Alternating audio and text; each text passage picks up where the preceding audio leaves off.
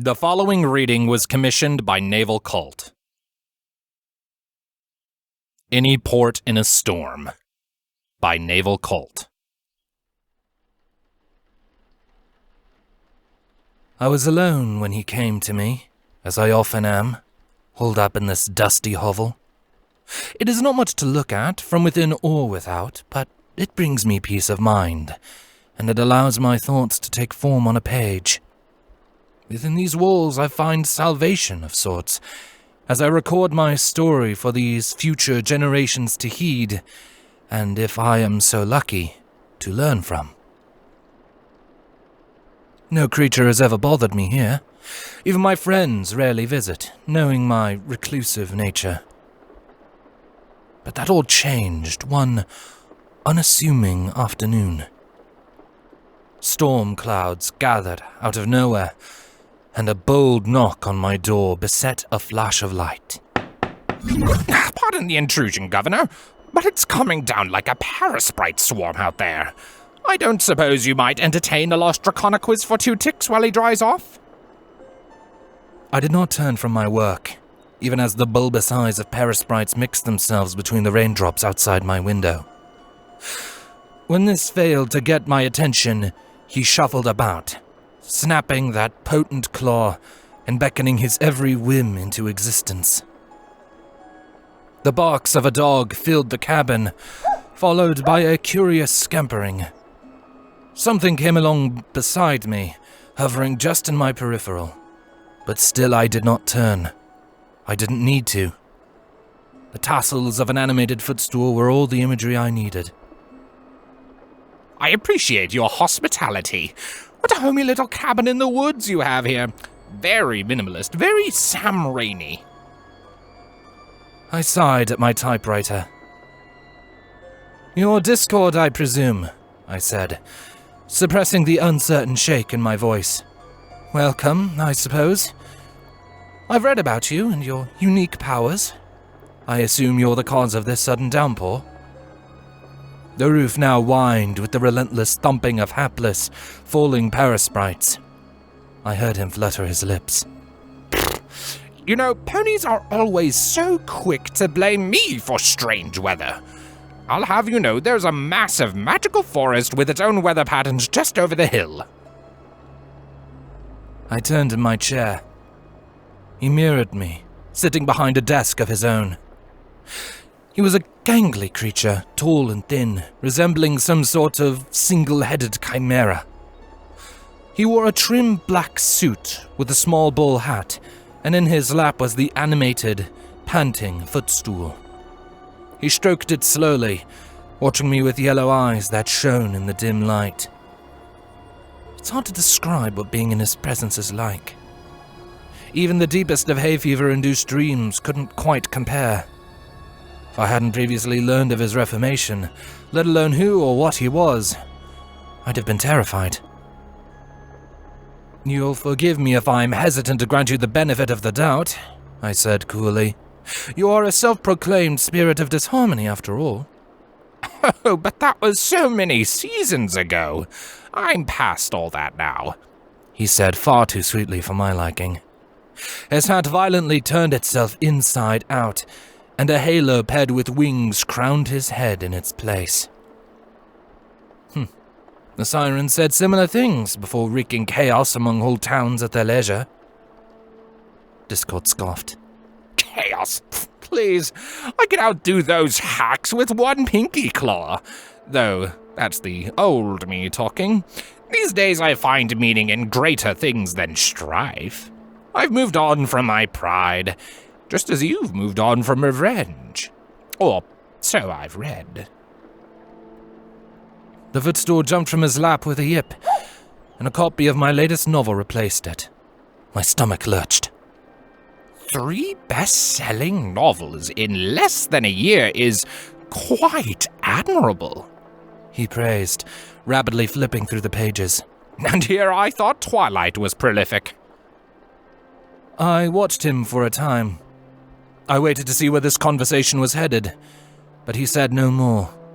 Rather, he seemed to be more interested in immersing himself in my book. I knew better. He was simply waiting for me to inquire about his reason for coming here. Playing his game was the only sensible option I had, and he knew it as well.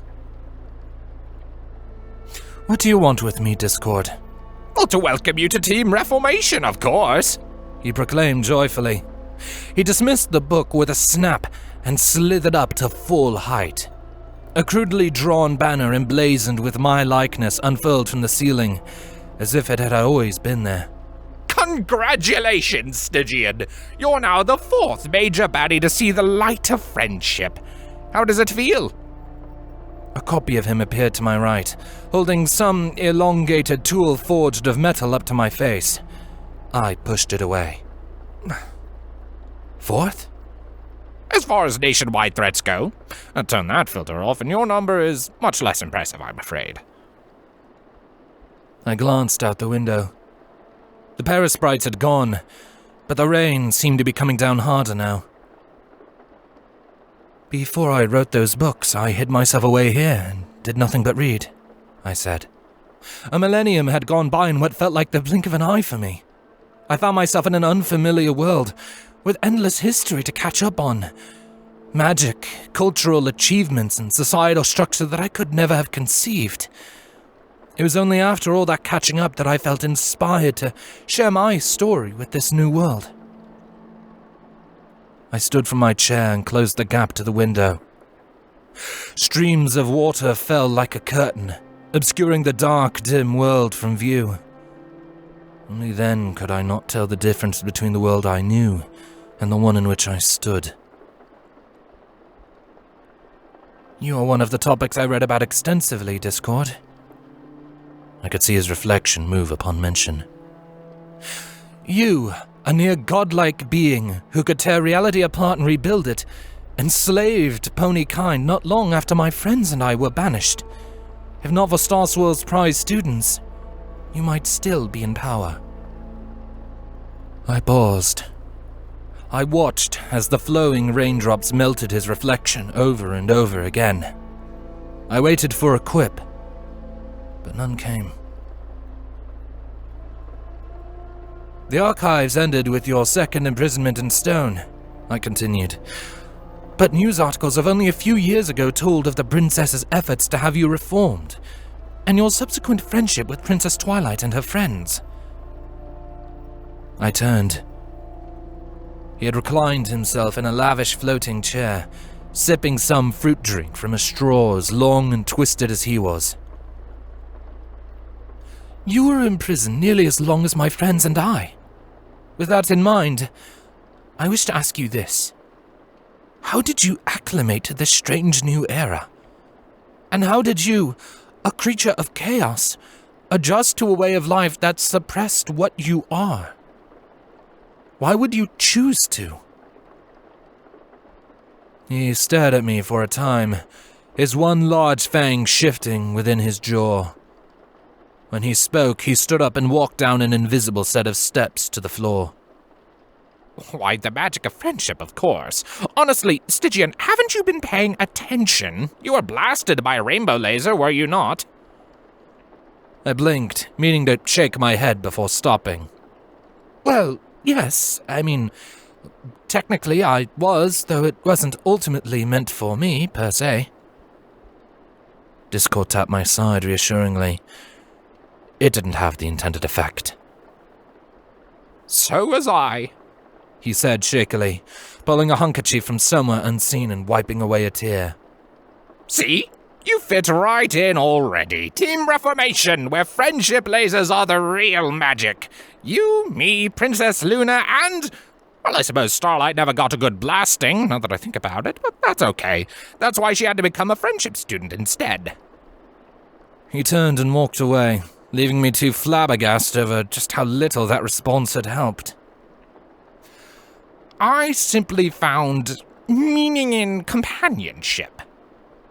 He morphed his chair into a longer, even more lavish furniture piece I did not recognize. Fluttershy, the single greatest pony to ever live, except no substitutes, told me that it was something worth having, and that I could not have it for as long as I chose to do things my way all the time. A sad, if necessary, trade-off. What fun is there in a world all your own if you've no one to share your laughs with? We both stopped to listen to the downpour outside, and my nerves began to settle. He was a strange creature, yes, perhaps unpredictable by every definition, but something about him had piqued my interest. There was intelligence, even thoughtfulness, behind his wit and lawless ways. In a way, he was reminiscent of Starswell. "That is truly astounding," I said at last, eyeing the floor. "Perhaps even the gods have the wants and needs of mortals." He laughed. Prolific and cryptic. You're such a hoot, Stygian. I know a zebra who lives nearby that you'd get along swimmingly with. I looked around my small cabin for what felt like the first time, seeing dark and dingy walls and corners where I never had before. I'd never needed to look before. All I'd ever needed was a roof to stop the rain and a typewriter by candlelight. "My apologies," I prefaced, venturing to a solitary chest adjacent to my desk. "I've no experience in hosting guests, be they spirits or otherwise. I'll fetch a few more candles." More things we have in common, he mused. But don't trouble yourself. Save your candles for a night when you don't have access to omnipotence. Another claw snap. 2 rows of wall sconces, each adorning 2 candles, now illuminated the entire cabin.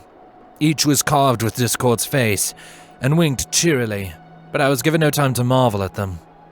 Something powerful pulled at my body in an instant, teleporting me into the folds of a cushioned chair across from him.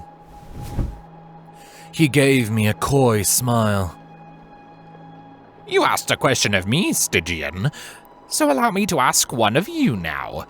How much do you actually know about the entity you became?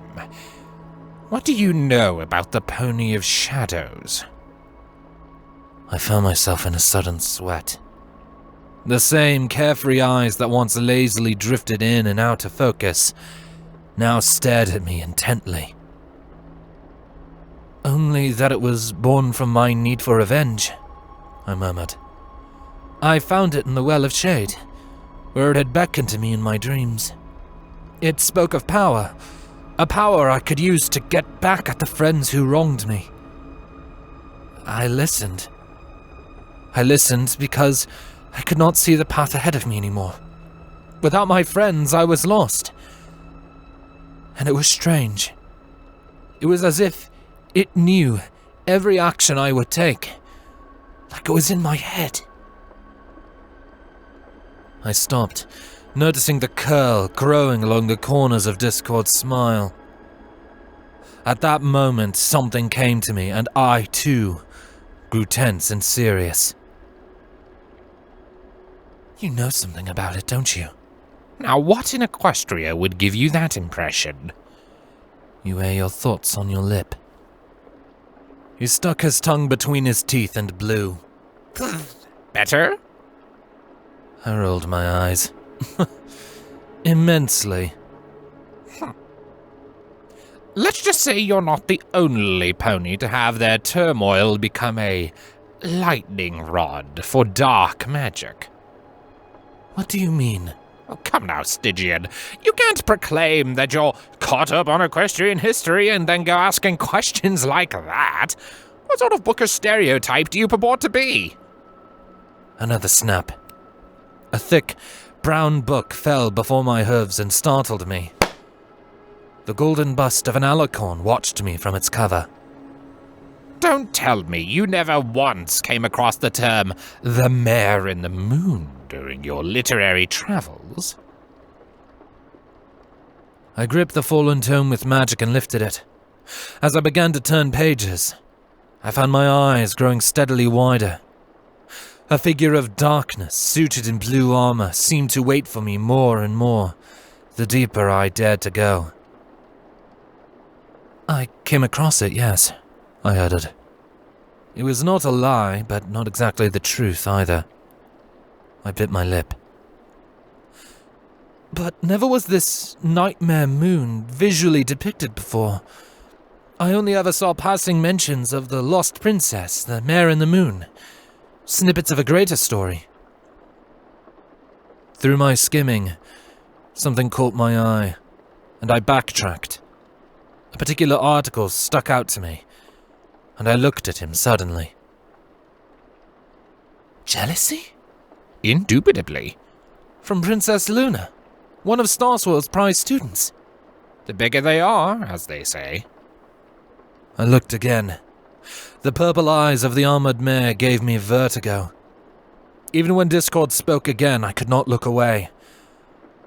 I had seen eyes so dark before, depicted in stone within the bowels of the hollow shades. Ponies often like to tout magic as a benevolent force, but the truth is never so simple. Magic is a primal force. It can bend to any shape it's molded into, reflect any color that's filtered through it. And as members of Team Reformation, we now know that friendship is magic. Now, if you would, Stygian, tell the class what friendship can be classified as. An emotional connection. I breathed, finding the strength to close the book at last. And emotions channel magic, be they positive or negative. A dozen Discords cheered and clapped for me, but I couldn't hear them. My mind raced at a pace I'd not felt since facing the sirens. I watched my hooves shake against the floorboards, weighted by realizations I could scarcely contain. There had been another who had fallen prey to their own hatred and despair, becoming something they weren't, like me. I was not the exception to the rule, and that both comforted and terrified me. It could only mean that magic could filter through us at our worst just as easily as it could at our best. Moreover, it had the power to to isolate those emotions which triggered it, and use them as fuel. Was my hatred, my wounded heart, a beacon for dark magic? Was I doomed to my fate from the very moment my heart craved vengeance? What of the Well of Shade? I blurted suddenly. How does that fit into all of this? Discord absent-mindedly paddled a paddleball. You know, it's the darndest thing. I seem to remember a cult of sorts that once built a village tucked away in the woods somewhere. Now, mind you, this was back even before Old Ponish was the hip new thing. Now, the cult came to understand that those who underwent severe emotional trauma in their village were, over time, granted great magical powers. Well, you can guess the sort of shenanigans that went on from there. Ritualistic dark magic became fun for the whole family, with power attainment seen as not only a status symbol, but a rite of passage. I laid back in my conjured chair.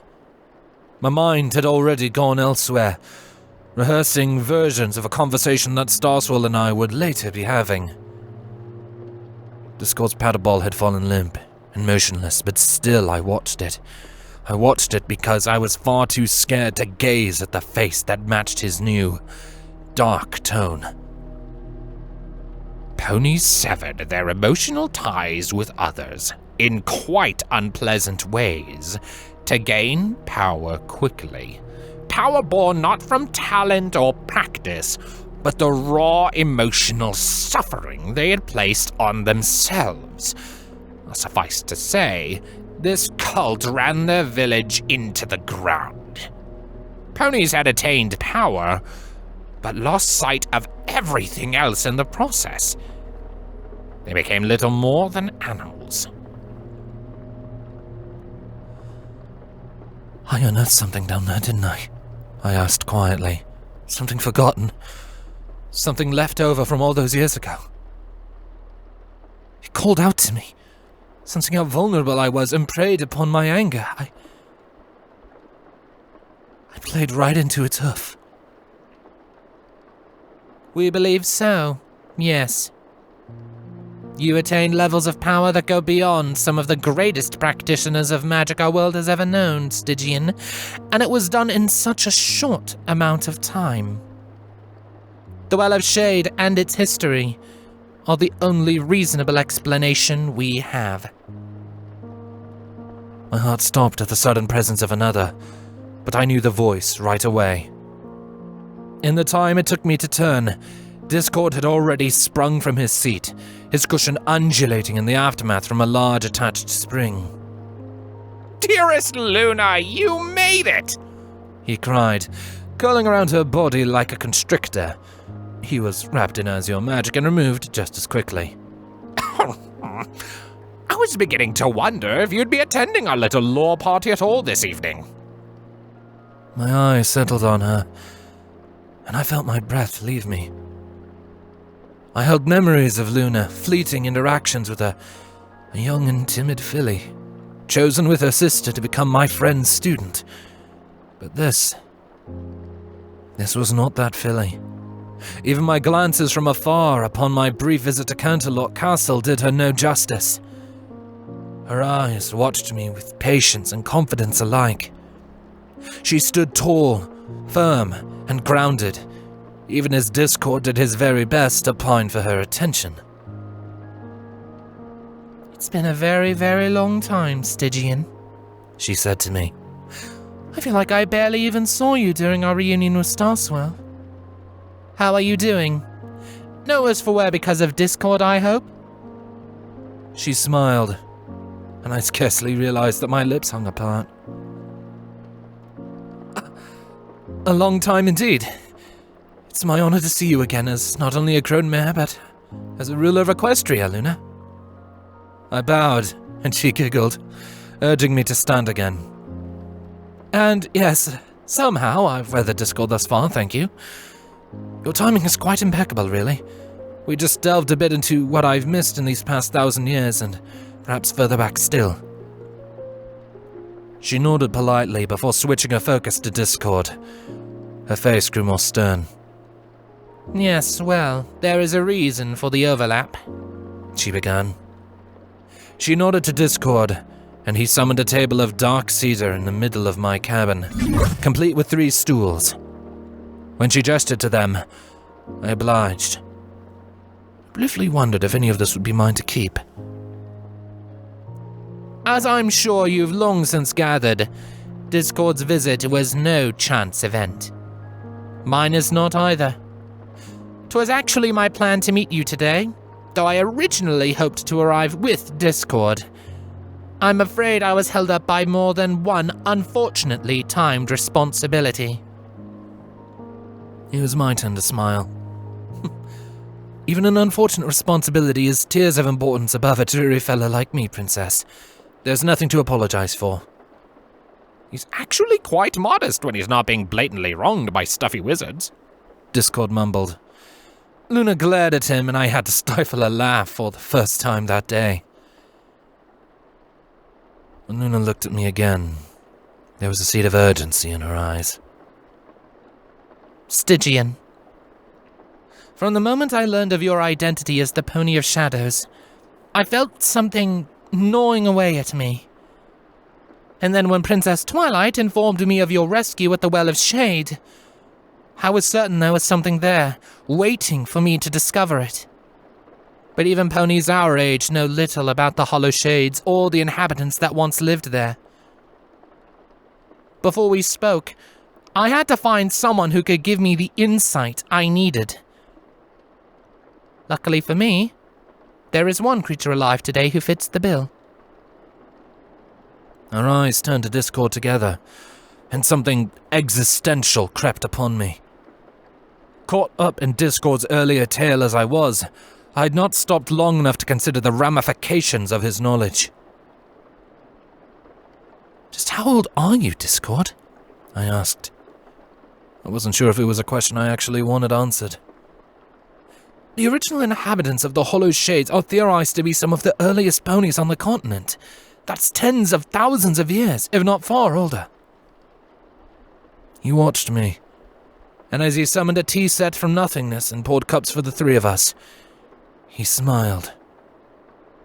It was the most haunting thing I had ever experienced. When Discord told me of the Hollow Shade's dark past, I felt pieces of a puzzle falling into place. Luna grasped a cup in her aura and sipped it. I have since come up with a theory regarding your transformation, and how it may relate to my own, Stygian. Would you care to hear it? My heart pounded against my chest. I merely nodded, encouraging the princess to continue. She laid down her cup, and together we shared a long, solemn look. I believe that magic has the power to affix itself to our emotional turmoil and fester there. I believe negative feelings, those that are truly severe, are like tar, a toxic quicksand that traps magic and twists it to match what the heart desires. I believe it is capable of even drawing in the natural magic that is all around us in addition to our own. I sniffed, suddenly aware of the tears on my cheeks. Though my mind intently listened to every word, my heart focused elsewhere. Just to see the princess speak of such things with weight in her eyes and voice was a painful experience, and one I hoped to never see again. I do not believe I had any contact with or influence from the Well of Shade, she continued. Like the founders of the Hollow Shades, my corruption was a slow, self-inflicted process. The jealousy I felt towards my sister was not a sprint, but a marathon. Entire years went by while I harbored resentment for Celestia and her son. I grew cold and distant, never once addressing the problem up front with her, and I allowed myself to wallow in my anger. I reached a boiling point and lashed out, and when I did, so too did that amassed magic. By the time I realized the gravity of what I had done to myself, I was lying on the floor of a forgotten castle, mercifully rescued by 6 good friends. A pink handkerchief folded into an origami bird fluttered over to me. I gently grabbed it and wiped my face, thanking Discord with a nod. His face was empathetic. It was alien to him, but comforting all the same.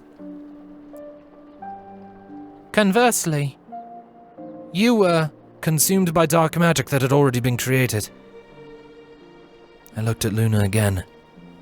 She had tears of her own, though with far more grace than I.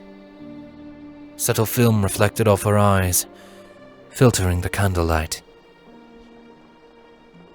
I agree with your assessment, Princess, I said. There's nothing to suggest otherwise. My corruption happened within weeks, and from what I've been told by Princess Twilight, I was able to best even her in single combat. I'd like to vouch for my own talents with magic, but to claim such feats would be grossly inaccurate, not to mention disrespectful. I propped myself up on my hooves, tracing the veins of colored wood on the tabletop with my eyes. They spread and snaked themselves out, overtaking the entire table. In them, I saw the tendrils of my shadow, seeking to grip and corrupt all they touched. Within days of being cast out by my friends, I had ominous dreams every night. A voice spoke to me, making promises of salvation through power. It seemed so sincere, so reassuring at the time. A light in the dark, reaching out to me. Even in my novels I speak of this, of its melodic voice and soothsaying. Knowing what I do now, I am disturbed by its craftiness, and my own naivety in trusting it. I wish I had found my calling by that point, Stygian. I would have proudly fought away that false light for you. Again, she made me smile.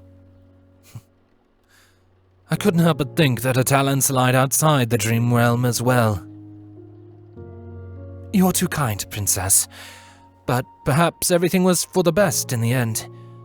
My friends learned something valuable, and now we all can enjoy a world so vibrant and teeming with life and peace. If I could go back in time, I'm not certain I would change a thing. She reached across the table and laid her hoof on mine, and I moved it forward to ease her attempt. Never would I have imagined another pony could so perfectly understand what I had gone through. This modern world was a true miracle, and I suspected I was ignorant still of the many joys it had to offer. What a beautiful analysis, my fellow book club buddies. Gold stars all around. Same time next week? Luna and I became aware of adhesive stars adorning our horns, and we laughed in tandem. Her blue aura carefully plucked them away. I wish to speak to Celestia and Starswell about these discussions, said Luna. Her former composure returned. I'm not ashamed to say that I still feel most confident when my former teacher reviews my work. I know a certain princess who may very well like to record and publish our findings for the sake of magic history as well. But first, Discord, there is one more task I need your help with. Luna stood from her stool and walked towards the window. In its reflection, now free of rain, I saw her face cold and sure. I wish to destroy the Well of Shade and seal its entrance forever. While it remains doubtful that some trace of dark magic still slumbers inside, I will not sleep another day while that pit and all its tainted history lays exposed to the world. Discord swiftly whirled himself into a tornado. He emerged again with a yellow vest, hat, and some curious red box with a lever. Oh, you always were the fun, princess. Say no more, your majesty. Luna noticed my stare right away. She retraced her steps and joined me, once more offering a supporting hoof. Stygian, you may remain here if you like. I will not ask you to return to that place. No, I said quickly. I too stood from my seat, and I met Luna's gaze with resolve just as strong. I need this. I need this too. Bringing closure to this chapter of my life will be freeing, I think. Who knows? It may even make an excellent ending for this final book in my autobiography series. Luna nodded, sharing my newly reborn smile. As we were ready to depart, I went to my trunk and rummaged for my hooded traveling cloak. I ended up prolonging the search as I listened to two of my most unlikely friends. By the way, Luna, won't KK hatch a few hens over us deliberately destroying historical landmarks? Twilight too, for that matter. Not unless you tell them we did it. What dear sister does not know will not hurt her, and if Twilight wished to study the ruins so badly, I imagine she would have done so sometime this past year. Freak landslides cannot always be predicted. As I pulled my cloak out, Discord's hushed voice filled my ear. This is why she's best, Princess Stygian.